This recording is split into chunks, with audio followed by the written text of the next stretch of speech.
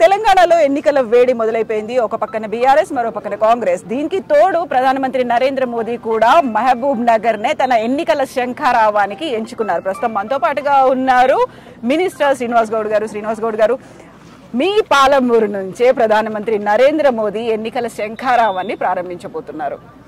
2 రోజుల్లో 2 సభలు, పాలమూరు తర్వాత నిజామాబాద్. ఎలా చూస్తున్నారు మీరు? పార్లమెంట్లో తెలంగాణ పుట్టుకనే ప్రశ్నించిన వ్యక్తి. తెలంగాణ అనే పదాన్ని చూస్తేనే ఆయనకు ఒక జలసి, ఒక ఈర్ష్య, ఒక ద్వేషం ఏర్పడి ఇన్ని సంవత్సరాలు అయింది. తెలంగాణ నుంచి దేశానికి ఏమైనా చెడ్డ పేరు వచ్చిందా? దేశ జీడిపిలో మా స్థానం ఎంత ఉంది? అభివృద్ధిలో ఎంత, ఏ స్థానంలో ఉన్నాం? కనీసం ఆయన అసూయ అనిపిస్తుంది అంతే. మంచిగా బతుకుతున్నారు కదా వీళ్ళని. ఎవరైనా ఏర్పడిన రాష్ట్రాన్ని రాత్రిపూట లైట్లు బంద్ చేసి ఇచ్చిండ్రు, కరెంటు బంద్ చేసి ఇచ్చిండ్రు, తల్లిని చంపి బిడ్డని మీరు చేసిండ్రు, తెలంగాణకు ఇవ్వడం తప్పు అని మాట్లాడిన వ్యక్తి మళ్ళీ గడ్డ మీద ఎందుకు రావాలా? మీటింగ్ పెడుతూ ఇప్పుడు 3 సార్లు వచ్చి, ఫస్ట్ వచ్చినప్పుడు పాలమూరు రంగారెడ్డి జిల్లా ప్రాజెక్ట్ ఇస్తా అన్నాడు. సెకండ్ వచ్చినప్పుడు దాని ఊసు లేదు, పాస్ లేదు. మళ్ళీ సెకండ్ ఓట్లు వేయండి చూస్తా అన్నాడు. ఇప్పుడు మళ్ళీ ఓట్ల సమస్య, ఓట్ల గురించి వచ్చింది, ఓట్లు ఆడుకునికి వచ్చింది తప్ప ఏం లేదు. ఆ మీటింగ్ మీద నుంచి ఇట్లా చూస్తే కరివేనా కనిపిస్తుంది, కొంచెం మలితే ఐటీ టవర్ కనిపిస్తుంది, జస్ట్ ఇట్లా మలితే మా మెడికల్ కాలేజ్ కనిపిస్తుంది, ఇంకా కొంచెం మలిపితే ఉదండపూర్ రిజర్వేర్ కనిపిస్తుంది, ఇంకా జస్ట్ ఇట్లా మలిపితే మా కేసీఆర్ అర్బన్ పార్కులో ఉంటుంది. ఇది పాలమూరు.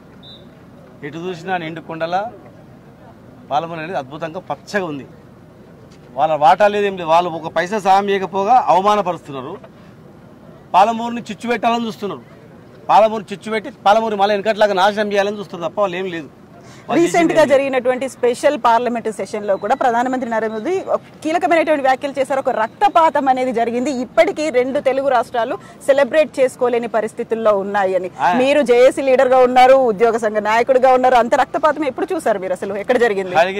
కలగనడేమో రక్తపాతం చిందించకుండా గాంధీ మార్గంలో తిరంగా తెచ్చుకోవాలని మా నాయకుడు కేసీఆర్ గారు అన్న నాయకత్వం వహించాడు. మేము ఆత్మబలిదానం చేసుకుని తప్ప రక్తపాతం ఎక్కడ చేయలే. రక్తపాతం చేయాల్సిన పరిస్థితి వద్దు. ఆ చెడ్డ పేరు ఇట్లాంటి వాళ్ళు తెస్తారని చెప్పి ఎప్పుడు అట్లా చేయలేదు. రక్తపాతం లేదు, ఏం లేదు. వీళ్ళు వచ్చుకమే 6-7 మండలాలని ఆంధ్ర కలిపి మాకు తెలంగాణ ఇచ్చారు. సీలేరు విద్యుత్తు పోయింది, అనేక రకాల నష్టం చేసారు. ఇప్పటికి కూడా పాలమూరు రంగారెడ్డి జిల్లా ప్రాజెక్టు జాతీయ హోదా ఇస్తానని ఇవ్వలేదు. ఇవ్వమని చెప్పిండు, పైన అప్పర్ భద్రకు ఇచ్చారు. మళ్ళీ ఇప్పుడు కనీసం మా వాటా, ఆ నీళ్ళలో వాటా ఒక లెటర్ రాస్తే వస్తుంది, అది కూడా రాయట్లేదు. నీళ్ళ వాటా రాయట్లేదు, ఒక సుక్క చిరతోన జరిగే పని కూడా చేయట్లేదు. తెలంగాణను ఎప్పుడు అవమానపరుస్తూ, పుట్టుకను ప్రశ్నిస్తూ, తెలంగాణ మంచితనాన్ని ఎక్కడ చూడట్లేదు. రక్తపాతం అంటాడు, తల్లిని చంపిన బిడ్డని అంటారు, ఏమేమో మాట్లాడతాడు. ఆ వ్యక్తి ఇప్పుడు ఇలా వచ్చి పాలమూరులో వచ్చి మా మహిమలో ఏం చేస్తాడు? గవర్నమెంట్ 10 ఏళ్ళలో ఏం ఉద్ధరించింది? ఏం చేయలే. పాలమూరుని నాశనం చేయాలని ప్లాన్ చేస్తున్నాడు. నరేంద్ర మోడీ గారితో మాట్లాడించి యువకులను రెచ్చగొట్టి మళ్ళీ రక్తపాతం రావాలి. వెనకట్ల 100 మంది చనిపోయారు పాలమూరులో కానీ హైదరాబాద్లో కానీ మతకాలతో. మళ్ళీ అది రావాలి. రక్తపాతము ఎంతో రక్తపాతం అని చెప్తున్నారు కదా, వాళ్ళు అది కోరుకుంటున్నారు. రక్తపాతమై కొట్లాడుకొని వాళ్ళకి ఓట్లు వేయాలి, గెలవాలి, మళ్ళీ పైశాచికానందం పొందాలి. గద్దప్ప వాళ్ళకి ఏం లేదు. అయితే ఇప్పుడు ఇంకొక క్వశ్చన్ వస్తుంది.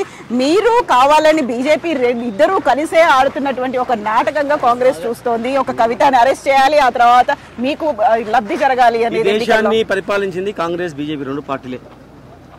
దేశంలో యువతకు ఉద్యోగాలు లేవు, దేశంలో రైతులకు మంచినీళ్ళు లేవు, దేశంలో రైతులకు కరెంట్ లేదు, రైతులను ఆదుకునే పరిస్థితి లేదు.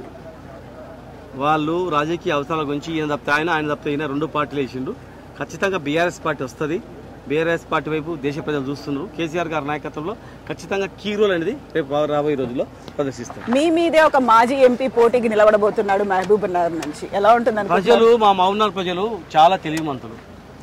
14 రోజులకు ఒకసారి మంచినీళ్ళ నుంచి రోజు మంచినీళ్ళు వస్తుంది.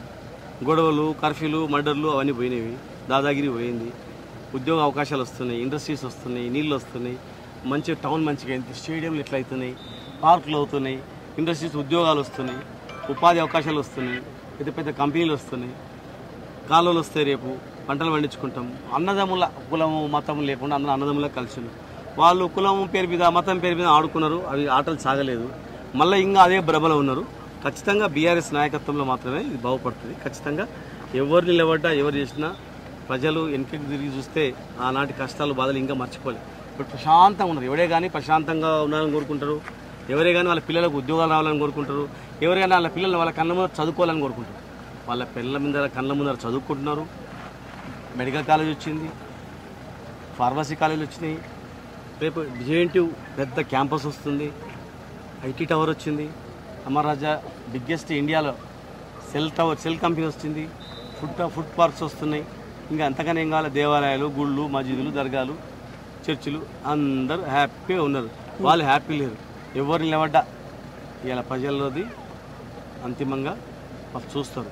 వాళ్ళకి కావాల్సిన అవసరాలు ఎవరు తీరుస్తున్నారని చూస్తారు. కనుక బీఆర్ఎస్ నాయకత్వంలో ఉంటుంది. పాలమూరులో 14 నియోజకవర్గాలు ఎన్నో వస్తాయమ్మా, మొత్తం వస్తాయి.